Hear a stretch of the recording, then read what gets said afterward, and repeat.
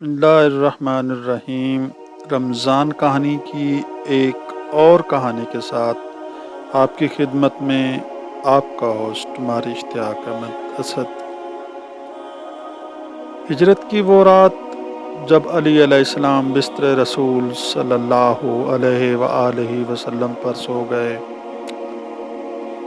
रात गहरी हो चुकी थी। मक्का की गलियां खामोश थीं, लेकिन एक घर के बाहर तलवारें चमक रही थीं। ये वो रात थी जब दुश्मनों ने फैसला कर लिया था कि आज मोहम्मद सल्लल्लाहु अलैहि वआलिहि वसल्लम को ख़त्म कर दिया जाएगा। कुरैश के सरदार जमा थे। हर कबीले से एक नौजवान मुंतखब किया गया ताकि सुबह होते ही एक साथ हमला किया जाए और खून का बदला किसी एक कबीले पर न आए। घर का मुहासरा हो चुका था, लेकिन अंदर क्या हो रहा था? नबी करीम सल्लल्लाहु अलैहि वआलिहि वसल्लम ने हज़रत अली अलैहिस्सलाम को बुलाया। फरमाया, ए अली, आज रात तुम मेरे बिस्तर पर सो जाओ।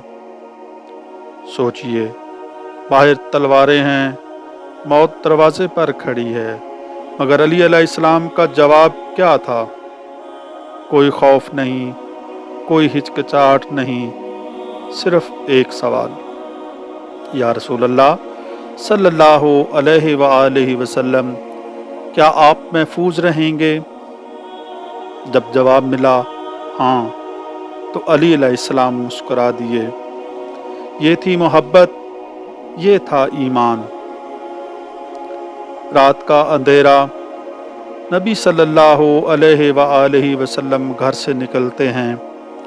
दुश्मन दरवाजे पर खड़े हैं, मगर देख नहीं सकते, और बिस्तर पर अली सुकून से सो रहे हैं। ये नींद आम नींद नहीं थी, ये कुर्बानी की नींद थी। सुबह हुई, दुश्मनों ने हमला किया, चादर हटाई तो मोहम्मद सल्लल्लाहु अलैहि वआलिहि वसल्लम नहीं, अली थे। गुस्सा, हैरत, नाकामी, लेकिन अल्लाह का वादा सच्चा था। उसी रात हिजरत का सफ़र शुरू हुआ। मक्का से मदीना की तरफ इस्लाम की तारीख का नया बाब खुल गया। ये रात हमें सिखाती है, ईमान सिर्फ दावे का नाम नहीं, ईमान कुर्बानी मांगता है। अली ने जान हथेली पर रख दी, सिर्फ इसलिए कि रसूल अल्लाह सल्लल्लाहु अलैहि वआलिहि वसल्लम महफूज रहें। आज हम मोहब्बत रसूल अल्लाह सल्लल्लाहु अलैहि वआलिहि वसल्लम का दावा तो करते हैं, लेकिन क्या हम दीन के लिए कोई कुर्बानी देने को तैयार हैं?